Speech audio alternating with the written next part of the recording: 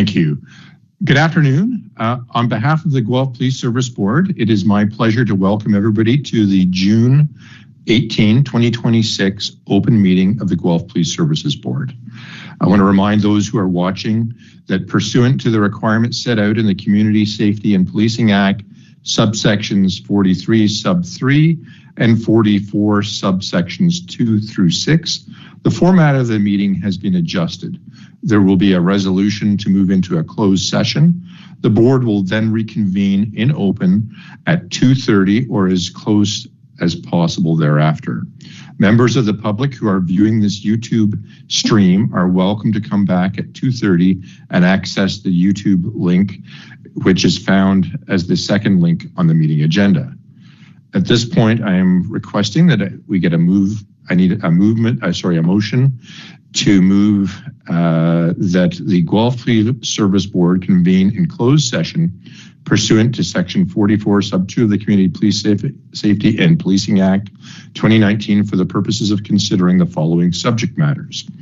1 are Sub A, personal matters about an identifiable individual, labor relations or employee negotiations, litigations or potential litigation affecting the board, advice that would be inadmissible in a court by reason of any privilege under law of evidence, including communications necessary for that purpose, information explicitly supplied in confidence to the board by Canada, a province or territory or crown agency or of any of them, or a municipality of the First Nation, and information that Section 8 of the Municipal Freedom of Information and Protection of Privacy Act would authorize a refusal to disclose if it were contained in a record. Can I please have a mover and a seconder? Moved by Councillor Alt, seconded by Vice Chair Sharma. All in favor? Opposed? I declare that. Thank you. Okay, at this point, I need a mover and a seconder to reconvene our open session of the Police Service Board meeting. Moved by Councillor Alt, seconded by Vice Chair Sharma. Okay, all in favor? Opposed? Carried. Before we begin today's meeting, I would ask that we take a moment of silence to recognize 3 officers who recently made the ultimate sacrifice while working to keep our communities safe. OPP Sergeant Brandon Malcolm, who died in the line of duty on April 27, 2026. OPP Constable Taryn Bali, who died in the line of duty on June 9, 2026. And Toronto Police Service Emergency Task Force Constable Mark Pinizotto, who was shot and killed in the line of duty on June 11, 2026. We honor them and their families.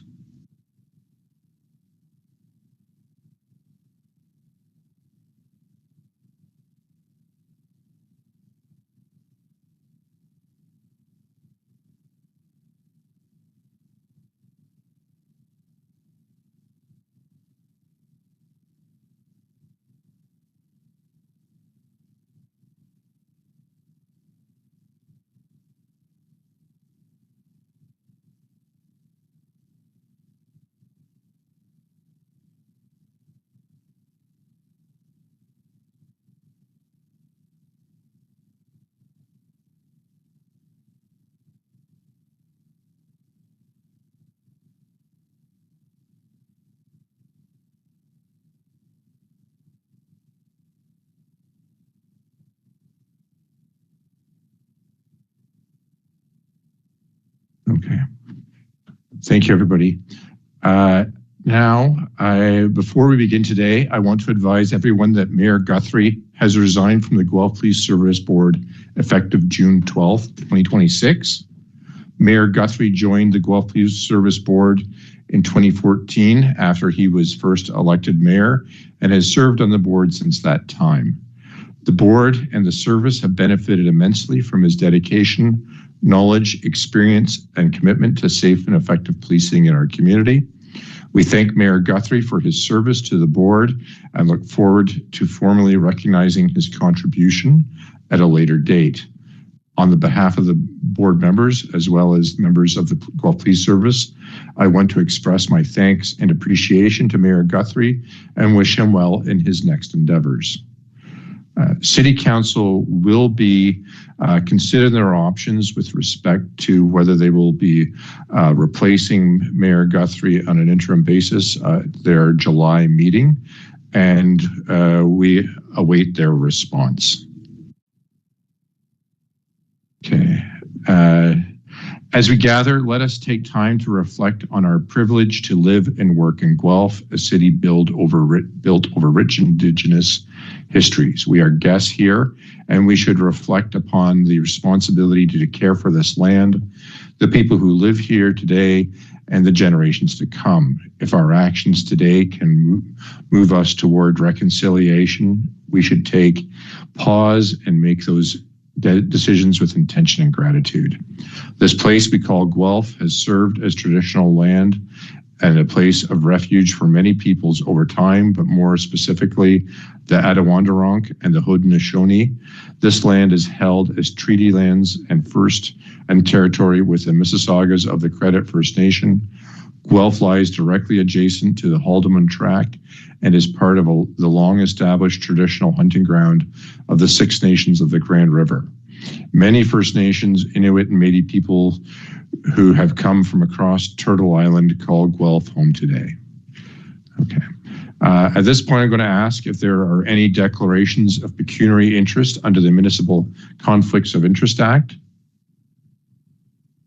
Hearing none, I'll declare that item closed. And at this point, we will bring forth the community account funding requests. Mr. Plate, if you can. Yep, thank you, Mr. Chair. There are three items here moved by myself, and I believe seconded by Vice Chair Sharma. The first is for the board to support the 2026 Victim Services of Wellington County golf tournament in the amount of $750. The second is the 2026 Kicks soccer program in the amount of $2,000. And lastly, the 2026 United Way Police versus Firefighters basketball game in the amount of $500, but the funds to be paid from the community account. All right. All in favor? Opposed? Carried. Thank you, Mr. Plate. Next item is the consent agenda. There are items on the consent agenda can be approved in one motion. Prior to the motion being voted on, any member of the board may request that one or more of the items be removed from the consent agenda and moved to the discussion agenda. Can I have a mover and a seconder for the consent agenda? Moved by Councillor Auld, seconded by Mr. Plate. All in favor? Opposed? Carried. Next item is the annual report, and I'll call on Chief Kobe to make a presentation on this regard. Thank you, Mr. Chair. Can you hear me? Yes, I can. Thank you. Perfect. So our annual report, you'll see, is a 51-page document, and it gives us a chance to share with the community some of the results of our members' work. The report should be available on our website now for our community to review, and I know each of you have a copy of it. Before I start, I want to just kind of refresh the discussions we have throughout the year with respect to, we're very mindful that our community invests considerably in the services we provide, and we work very hard to demonstrate ROI on that investment for our citizens. And I think the annual report not only demonstrates that, but it shows the extremely important and difficult work our members do, while also showing alignment with our strategic plan. So we're quite proud of the results. I'm obviously not going to go through the entire report. However, I'm going to spend a few minutes here to highlight some key deliverables. And as I'm going through this, Mr. Chair, I'm going to I can see you in kind of the corner of my eye here as I'm running through this. So please, if anybody has any questions, stop me, and I'll try to stop at a few points during. As you know, community policing is at the foundation of the work we do. In 2025, we continue to work closely with our residents, community groups, and partner agencies through community events, outreach, and education initiatives. These include numerous youth-focused programming, such as our KICS and our youth and policing initiatives. Some other initiatives include the 60-plus community events that we request that we receive through our online community portal in 2025. In 2025, over 400 community members attended to our GPS Family Fun Day. It's an exciting event where we get to host once again members of our community to learn about the work we do, but more importantly, to meet the members who do that work, both our dedicated sworn and our civilian police professionals. Members also attended 16 recruiting fairs and information sessions in 2025. Approximately 50 crime prevention through environmental design assessments were completed at residential and commercial properties across the city in 2025. And almost 80 residents participated in 2 Citizens Police Academies that we hosted throughout the year in 2025.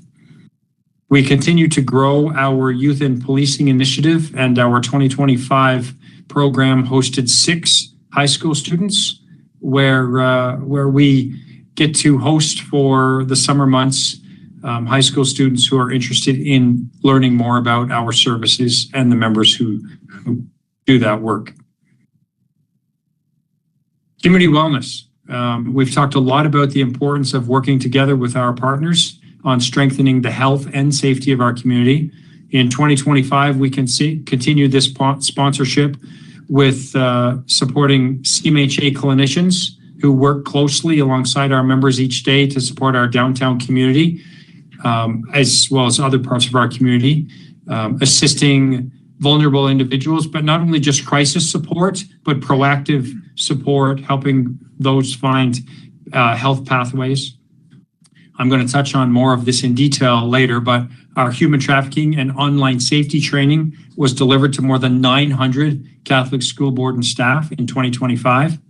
And our annual report highlights the ongoing community events, youth programming, prevention initiatives, and public education efforts as part of the broader work we do to support the overall wellness in our community. Organizational health and service effectiveness. A healthy, supported workforce is essential to delivering effective policing and maintaining public trust and confidence. Our greatest asset are our employees, and we continue to develop programs to support our employees. In 2025, our calls for service grew, along with our city. We had approximately 160,000 residents in 2025 and approaching 90,000 calls for service, just over 86,000 calls for service. With the work we've done with the support of our board and our council, 2025, we actually saw a decrease in overtime hours from 36,500 hours to 25,000 hours in 2025. So that's a reduction of over 10,000 calls in 10,000 hours in overtime. And we also, overtime per member decreased from 105 hours to 70 hours on average per person. And as we've spoke many times before, it's important to note that it's not just a financial cost when we talk about overtime hours, but it's a wellness cost for our members.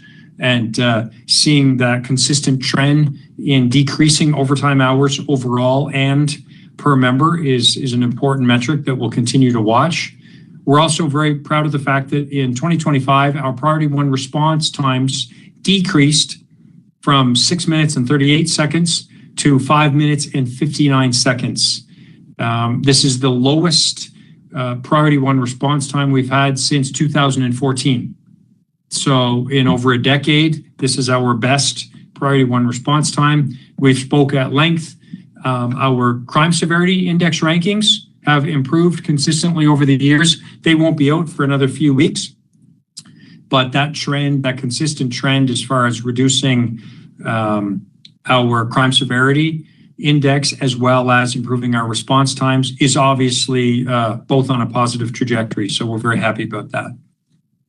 Investigative excellence. In response to increasingly complex crime trends, we continue to focus on this important area. This includes strengthening investigative capacity in response to complex, technology-driven, and victim-centered crimes. We've had a lot of discussions in the last couple of years in relation to human trafficking, and in 2025, our service continued to align its efforts with the Guelph City Council's 2023 Declaration of Intimate Partner Violence as an Epidemic, while advancing key strategic priorities related to human trafficking and victim safety, building on the unit's formation in 2024. In additional investigative resources were added in 2025. And I want to draw the board's attention to page 29. So page 29 talks about how 2025 saw an increase in the number of human trafficking related calls, as well as the number of human trafficking related charges. What we believe this number shows, and this is actually echoed in a recent Stats Canada report that came out a few months ago, we don't believe that in 2025 there were actually more of these incidents than there were in 2024. We actually believe that your leadership and council's leadership and the work of our members, we actually have committed enough members to do this work so that we now have a much greater understanding of the magnitude of this problem, both in our community and other parts of southwestern Ontario. So these numbers, you'll see human trafficking related calls jump to 80 from 52 in 2024. We actually believe that this number has been present for a very long time. We're actually now much more engaged and able to detect and support folks suffering through these types of crimes. We've made a commitment to lead by example across the province with respect to making sure victims and survivors have the supports they need and that offenders are held accountable. We've also developed early intervention programs and prevention awareness initiatives, strengthening collaboration with community partners, including the development of our human trafficking awareness video and a number of other prevention activities. So you can see this work will continue for the next several years indefinitely. A significant achievement. We're very proud. In one day, as I touched on earlier, we met with over 900 school boards, teachers, and staff. If we think of the connection that this group of people has with our children in our community, that's an incredibly important example of the work we can do when we work together. I'm going to stop there to see, is there any questions in relation to the human trafficking, intimate partner violence work in 2025? I know we've spoken of this at length, but I just want to stop to see if there's any questions. Councillor Ault? Not a question, just a compliment or statement. I really think that this is really important for us to shout about, probably the best way to put it.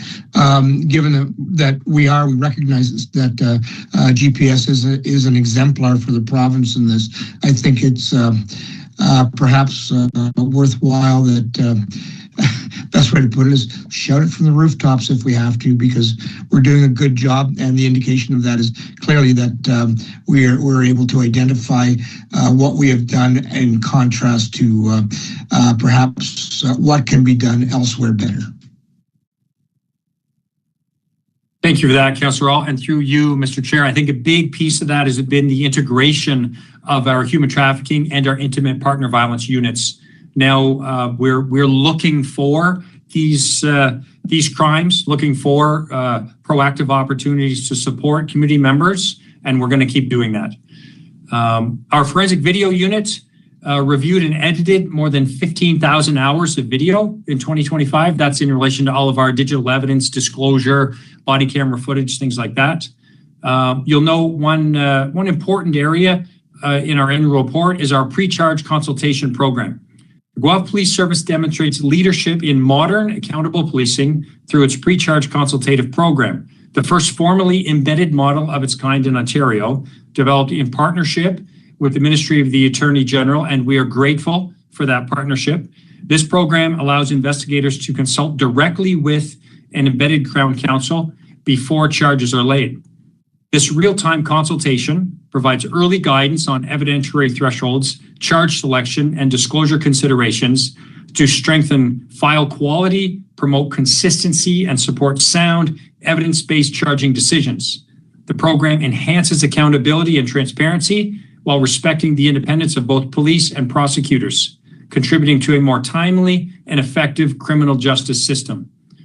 Since its implementation, the program has positioned our service as a provincial leader in justice system innovation and an emerging best practice referenced across the province.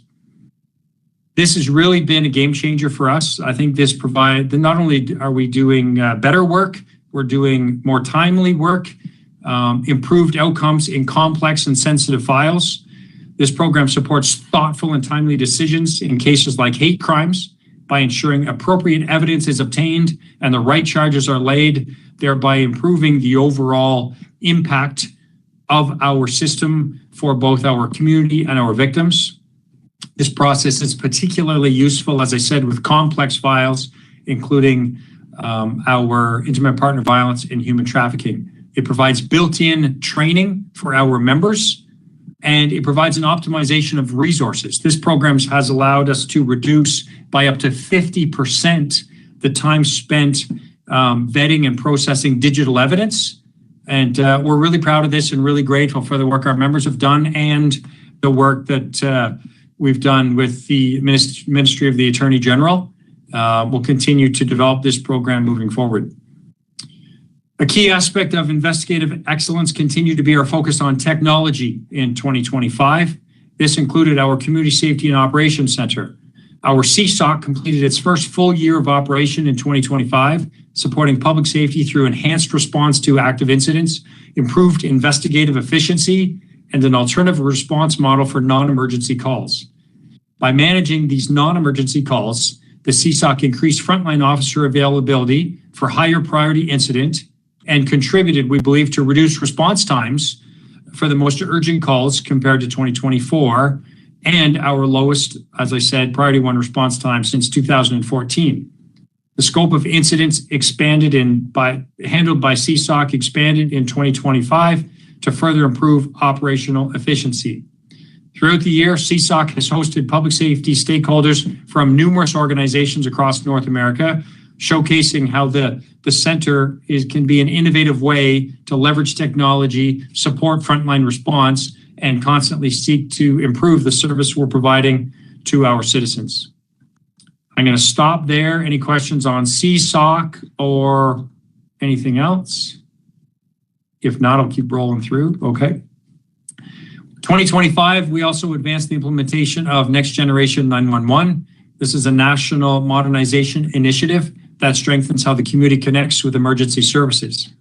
This work enhances the reliability and resilience of 911 operations while positioning the service to respond to evolving technology and increasing call volumes. NG 911 improves call routing and system resilience, helping to ensure faster and more consistent access to emergency access. In 2025, our communications unit received more than 127,000 calls for service. We'll just let that sink in for a sec before I move on. Over 125,000 calls for service they ingested. Enhancing tools to support clear information capture and improve coordination with partner agencies during multi-service responses is what NG 911 will do.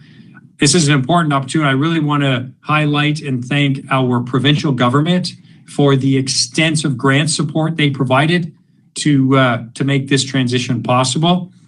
The vast majority of this transition was funded by our province, and I really want to highlight, I won't go into all of them in detail. There's a page in the annual report. We work very hard to leverage any funding available to support our operations, and there were several other very meaningful ways our provincial government supported us with grants. We're grateful for those And this is just one area, intimate partner violence, and many other areas were areas that we leveraged those opportunities from the provincial government. Road safety is another key priority for us and a key priority of our strategic plan. In 2025, officers issued over 7,700 Highway Traffic Act violations. This was a 51% increase in proactively generated work by our members in 2024. And we saw a 12.8% reduction in personal injury collisions. So we truly believe targeted enforcement like school and community education campaigns and alignment with the city's Vision Zero strategy actually is reducing injury collisions in our city. While serious incidents still occur, these results demonstrate that targeted enforcement, proactive investment, proactive education are contributing significantly to measurable improvements. Our downtown continues to be a priority for our community, demonstrated both by a media release that you saw this morning, as well as one that Ben is going to talk about a little later as we move on in our monthly update. But our dedicated downtown officers continue to work alongside CMHA clinicians to support vulnerable individuals, businesses, and residents. Our downtown is the heart of our community. We are very committed to supporting our downtown through visibility and engagement, multi-agency collaboration, and supporting safe and vibrant downtown communities. Overall, and I'm about ready to close here, Chair McSherry, unless there's any questions. Last year, our city had approximately 160,000 residents. I want to highlight, though, that doesn't include approximately 30,000 that live at the University of Guelph. We have an excellent university with our colleagues there. U of G is a very important and vibrant part of our community, and we're grateful to Campus Safety President Van Acker for the wonderful work we do together.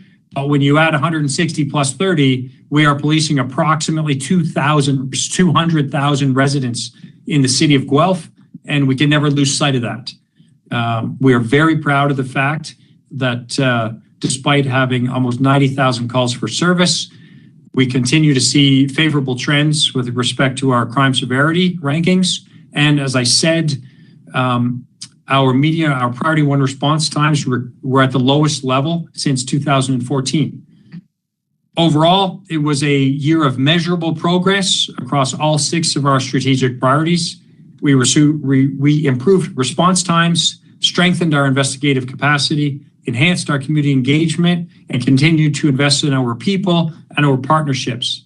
These results demonstrate meaningful progress and our alignment and commitment to the priorities of your strategic plan, which is also ours.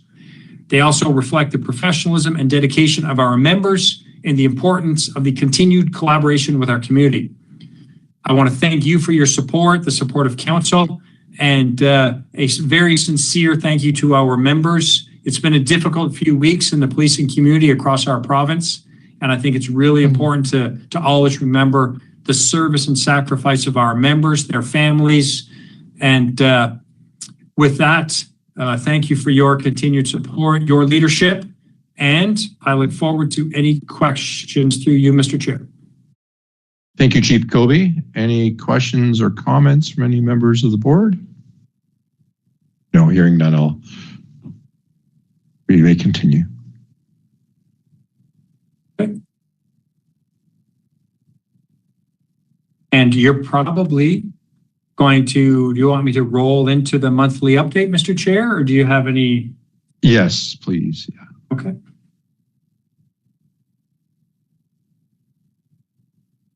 So, as I said, we had a media release this morning about some work done supporting our downtown as far as open drug use and ensuring the safety for both our downtown residents, businesses, and owners, but also are vulnerable, making sure that those who need them get health referrals. And there was also a media release about Project Utah a little while ago. So I'm going to have Ben spend some time giving you an update on some of the work done, specifically the why we do the work we're doing, and the impacts that that's having. So Ben, the floor is yours. Thank you, Chief, and thank you, Board and Board Chair, for the opportunity to speak with you today. Just with respect to Project Utah, which was, again, the press release was out there, but I wanted to sort of give some context to what led to that project and give a sense of the work that our drug unit is involved in for you. So the way this began was, as many of you are aware, Public Health gives out a fast report summary that several organizations, including the police, receive, which provides updates on overdose rates in Guelph and Wellington County on a weekly basis.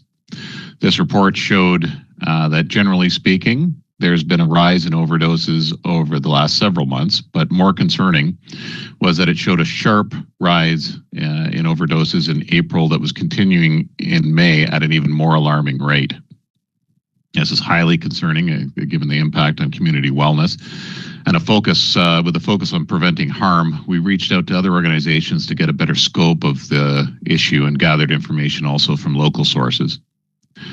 One of the organizations we reached out to was Health Canada, our sample control. They're the people who analyze the drugs that we seize and tell us what's in them. So they provided some important information for trends that they were seeing, keeping in mind, of course, the caveat that this has involved only seized drugs, so they're ones that police have seized.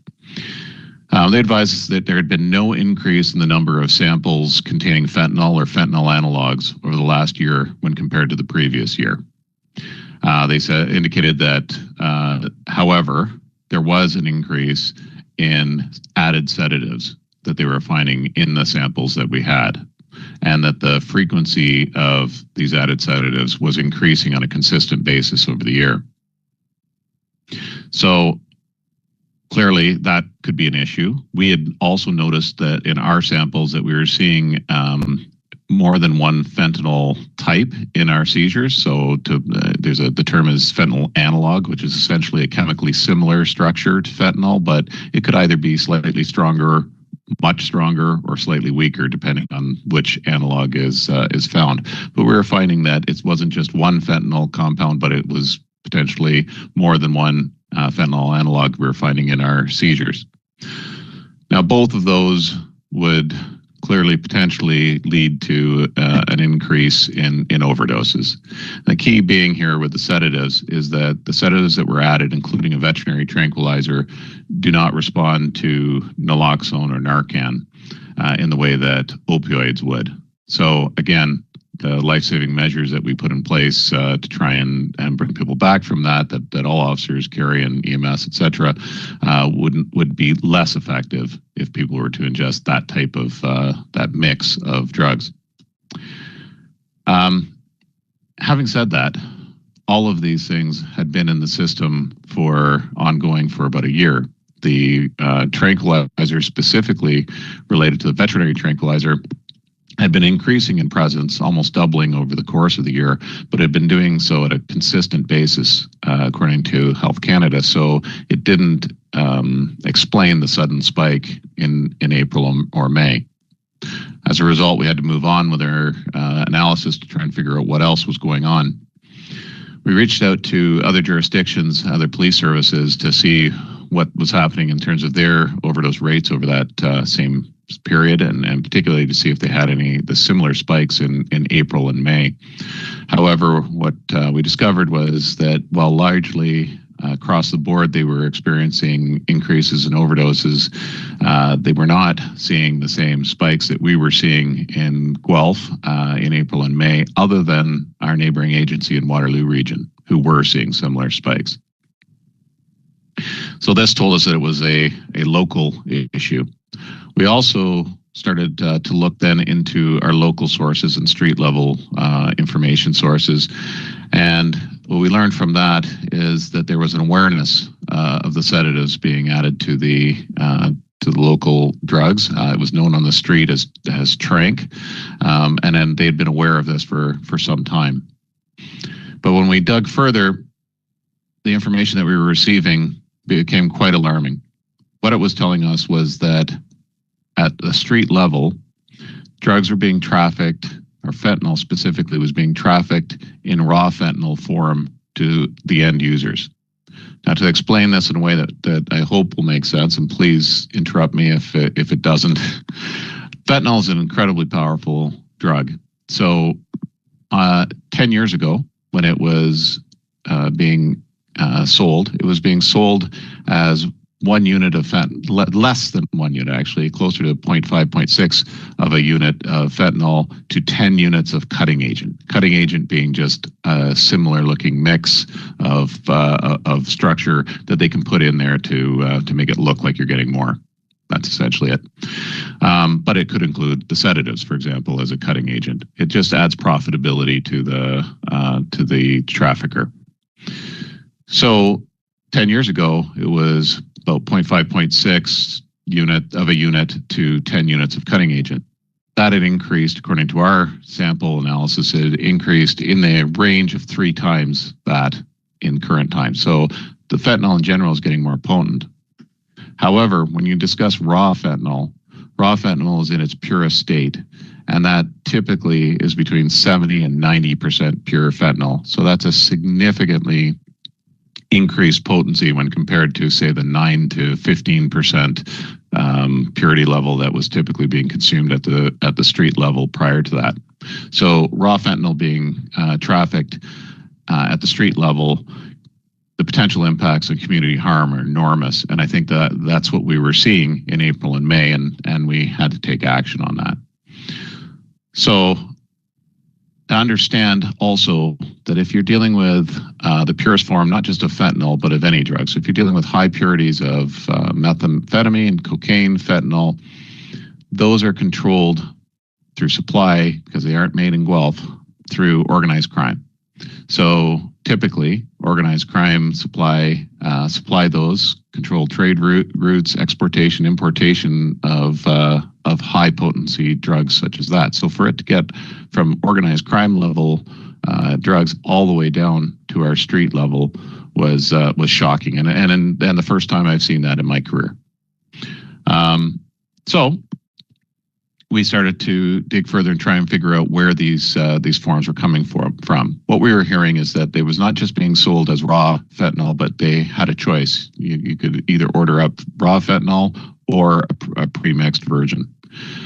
Now, keep in mind that when you are of a drug dependency to opioids, your tolerance level increases over time, right? Your body gets used to it, and tolerance increases over time the longer you use it. And also, if you stop using it, it then decreases as well. So when you get stronger fentanyl on the street and tolerance levels start to increase, you're going to see more of a demand for high potency fentanyl, which again brings more interest from organized crime groups and higher level traffickers into our community. As we started to seek down and identify the sources, first of all, I should ask, are there any questions about what I've said so far? Because I've been doing this kind of work for a long time, and I just want to make sure it's clearly understood how the sort of trafficking system works with regard to fentanyl. Does that make sense?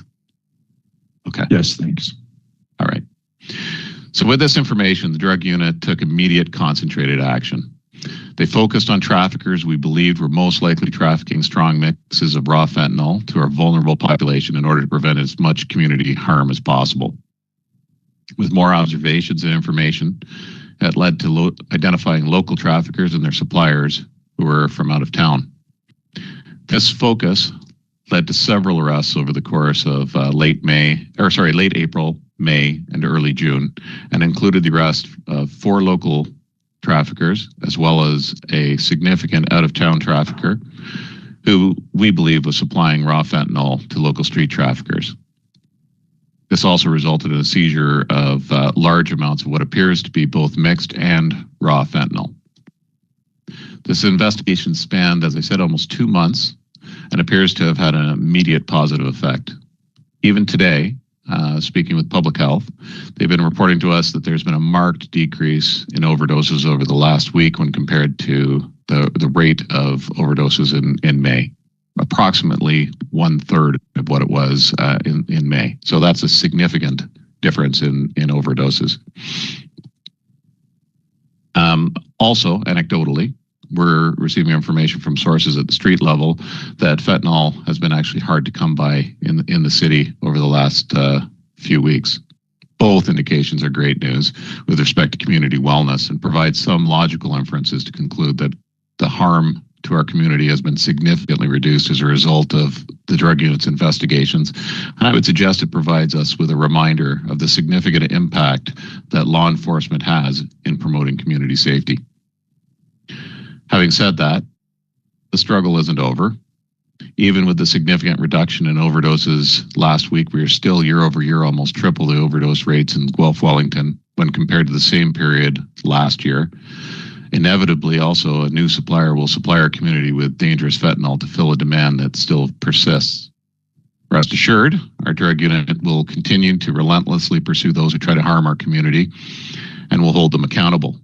Our drug unit has demonstrated over the last 5 years that their investigations have resulted in the longest sentences Guelph has seen for drug trafficking. It is exactly this type of reputation that will serve as a warning to drug traffickers to continue down the 401 and not come to our community. However, the trend of street dealers accessing raw fentanyl, unfortunately, may already have fundamentally changed the fentanyl landscape locally by creating a new demand for very high potency fentanyl at the street level. The possible foreseeable consequences of this will be new suppliers bringing in high potency fentanyl, potentially including fentanyl analogs like carfentanil, which is 100 times stronger than fentanyl. And that high potency fentanyl will likely get mixed into the general supply and cause even more overdoses, deaths, increased tolerance levels, and tragedy in our community. Further to this community harm is that it will attract those capable of supplying high purity levels of fentanyl and other drugs, which by its very nature means those with closer ties to organized crime. This means sophisticated and experienced traffickers with the money and means to complicate investigations, drawing significant resources, and the presence in our community of a level of criminality that has the capacity to bring significant violence to our community. The drug unit will continue to focus on reducing community harm by targeting those offenders who supply this and other dangerous drugs to the community, and also local traffickers who prey on our most vulnerable populations and hold these drug traffickers accountable for their actions. We have and we will continue to create and maintain productive relationships with our community partners and with the staff and ownership at housing complexes locally, trying to limit the exposure to vulnerable people who reside at these locations, as well as providing training on what to look out for their staff, as we have already. Recently, search warrants at one of these complexes revealed 2 traffickers of fentanyl at the same complex, and they were both trafficking high potency fentanyl as well. One of these traffickers was discovered to possess a loaded firearm, which has since been linked to violent offenses in other jurisdictions. Which brings us to another point. Firearms are increasingly becoming common seizures in drug trafficking investigations, inherently furthering danger to the community, especially when drug trafficking becomes embedded in high-density housing. Other trends in the drug supply that we've seen impacting not only our community, but other communities and generally across the board is that there's a larger supply of high-potency drugs in general, not just fentanyl. Both methamphetamine and cocaine are at purity levels we haven't seen in years. Added to that is that drug prices are dropping. Both fentanyl and methamphetamine have seen significant drop in pricing over the last 10 years to less than half their cost 10 years ago, while at the same time, purity has gone up. Cocaine has maintained price levels at the same street level. However, its purity has almost doubled over that same period of time. The connections to gangs and organized crime seems to be closer to street level trafficking in this area than it ever has before.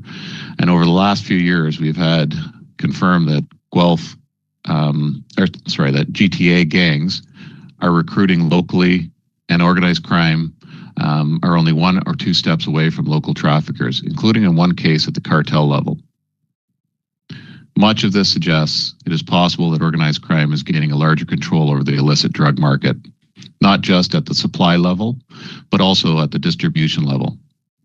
As you can imagine, this would maximize their profits by controlling a larger portion of the distribution chain along with the supply chain. When dealing with the sophistication of multi-jurisdictional investigations related to organized crime, case complexity increases. These projects require significant resources and adequate investigation time to be successful. For example, the case I was referring to with respect to the out-of-town supplier lasted over a month in duration, required 15 warrants and production orders, not to mention that the case involved crossing multiple jurisdictions, requiring assistance from crime analysis and the assistance of multiple teams to make the project takedown safe and successful. Yet even after the arrests have been made, there's still weeks of work, of follow-up, and warrants to manage disclosure and complete the investigation fully. When officers are engaged in this type of intensive investigation, limited resources means some other drug traffickers are not being investigated and ultimately arrested until this investigation is complete. And investigators have the capacity to investigate other traffickers. As I indicated, complex cases take more than a month. Some may take several months.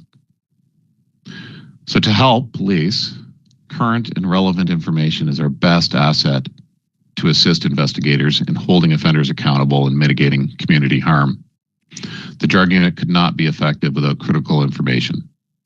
Positive, proactive community relationships enhance trust and can help the communication and community collaboration to tackle this problem as well.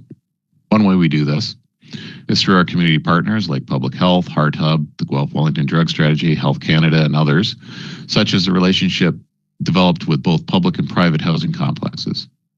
Another way is through our community resource officers and youth crime investigators who build trusting relationships and support in the community and with the youth, which helps reduce the vulnerability of our youth to the false promises that gangs exploit to recruit youth into gang violence and drug trafficking.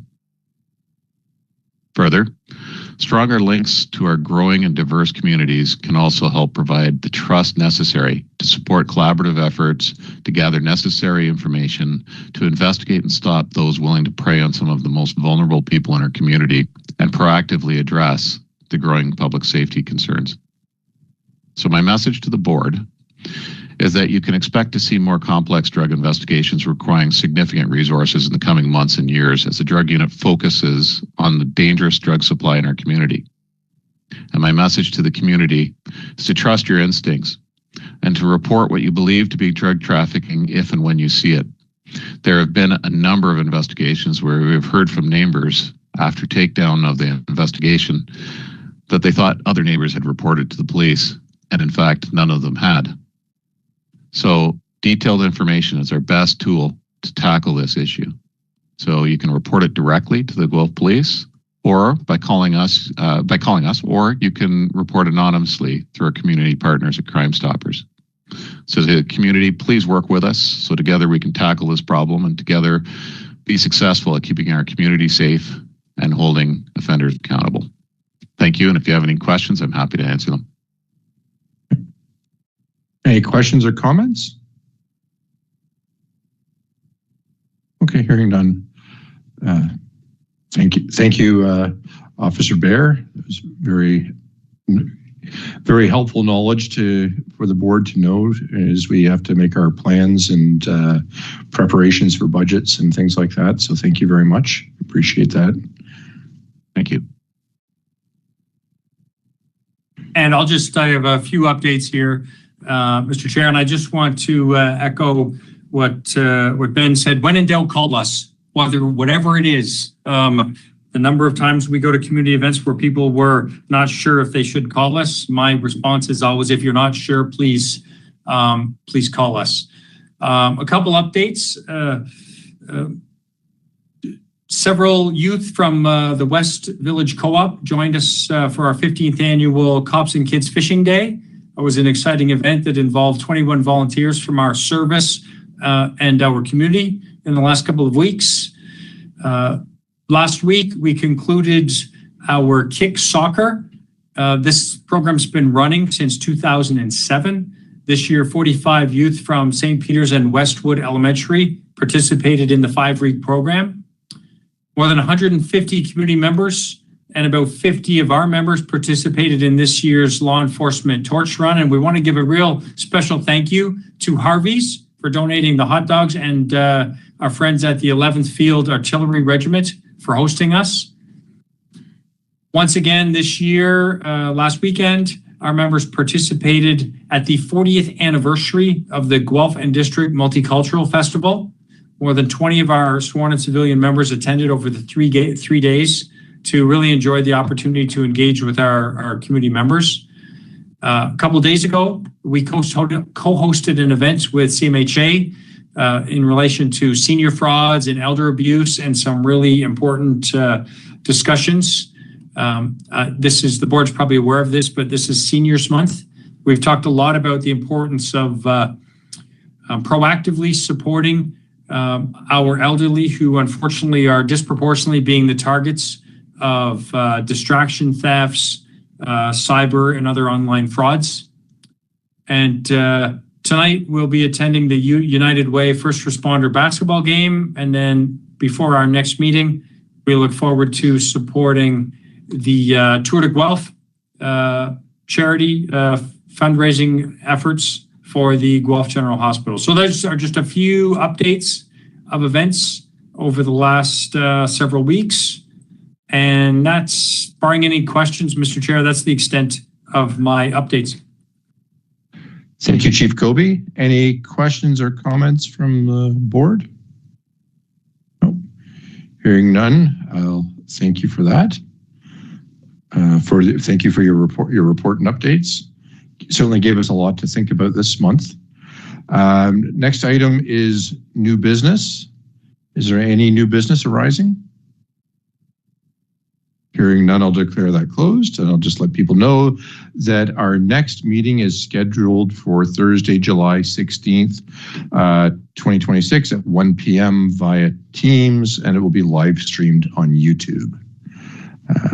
And next item is an adjournment, so I'm seeking a motion to adjourn. If I can have a mover. Moved by Vice Chair Sharma, seconded by Councillor Alt. All in favor? Opposed? Carried.